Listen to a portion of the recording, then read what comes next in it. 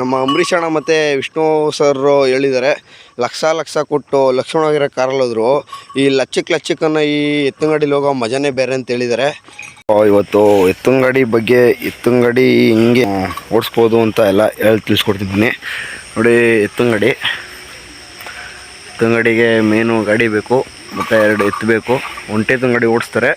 ಆ ಒಂಟೆ ತಂಗಡಿ ನಮ್ಮ ಕಡೆ ಆಗಲ್ಲ, ಏಕೆಂದರೆ ರೋಡ್ಗಳೆಲ್ಲ ಹಳ್ಳಗುಂಡಿರೋ ಕಾರಣ ಒಂಟೆ ತಂಗಡಿ ಆಗಲ್ಲ. ಗಾಡಿ ಬಗ್ಗೆ ತಿಳ್ಕೊಂಬರೋಣ ನೋಡಿ.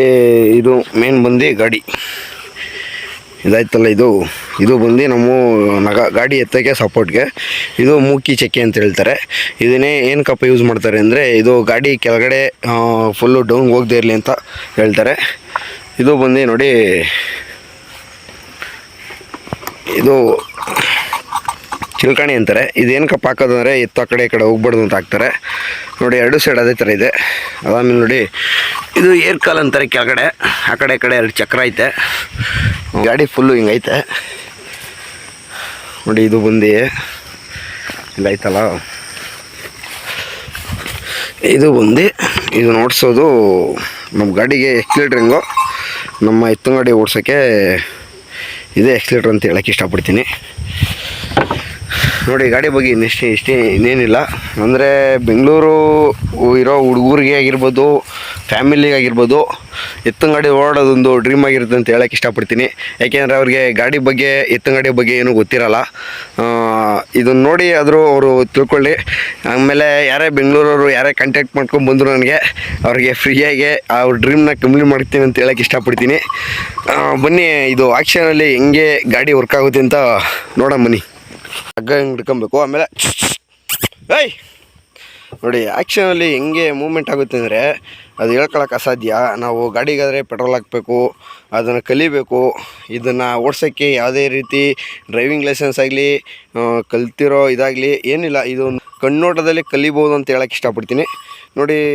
ಹೆಂಗೆ ಹೋಗ್ತಾಯಿದೆ ನೋಡಿದ್ರಾ? ಎಡಗಡೆ ಕೇಳಿದ್ರೆ ಹಿಂಗೆ ಲೆಫ್ಟ್ ತಿರುಗಿಕೊಳ್ಳುತ್ತೆ. ಬಾ ಬಾ, ಹಿಂಗೆ ಹೋಗುತ್ತೆ. ಇನ್ನೂ ಸ್ಪೀಡ್ ಬೇಕಂದರೆ ಜೋರಾಗಿ ಗದರಿದ್ರೆ ಹೋಗುತ್ತೆ. ಬಾ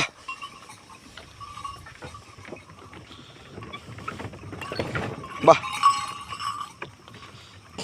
ನೋಡ್ರಿ, ಎತ್ತಿನ ಗಾಡೀಲಿ ಏನು ಫೀಲ್ ಐತೆ ಅಂದರೆ, ನಾವು ಲಕ್ಷ ಕೋಟಿ ಹೋಗೋ ಕಾರ್ಗಳಲ್ಲಾಗಿರ್ಬೋದು, ಬೈಕ್ಗಳಲ್ಲಾಗಿರ್ಬೋದು, ಈ ಥರ ಖುಷಿ ಸಿಗೋಲ್ಲ.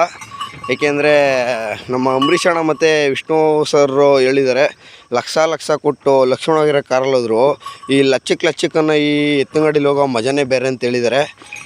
ಅವರ ರೀತಿಯಲ್ಲೇ ನಾನು ಜೀವನ ಮಾಡ್ತಿದ್ದೀನಿ. ನೋಡ್ಬೋದು ಹೆಂಗೆ ಹೋಗ್ತಾಯಿದೆ ಅಂದರೆ, ಬ್ರೇಕ್ ಹೆಂಗೆ ಅಂದರೆ ಇದು ನೋಡಿರಿ, ಹಿಂಗೆ ಇಟ್ಕೊಂಡು ಅಂದರೆ ನಿಂತ್ಕೊಂಡ್ಬಿಡುತ್ತೆ. ಇಷ್ಟೇ ನೋಡಿ ನಮ್ಮ ಎತ್ತಂಗಡಿ ಬಗ್ಗೆ. ಏನೋ ತಿಳಿಸ್ಕೊಡಿಲ್ಲ ಅಂತ ಯಾರಾದರೂ ಗೊತ್ತಿದ್ರೆ ತಿಳಿಸ್ಬೋದು. ಅವ್ರಿಗೆ ನೆಕ್ಸ್ಟ್ ಟೈಮು ಅವ್ರಿಗೆ ತಿಳಿಸ್ಕೊಡ್ತೀನಿ.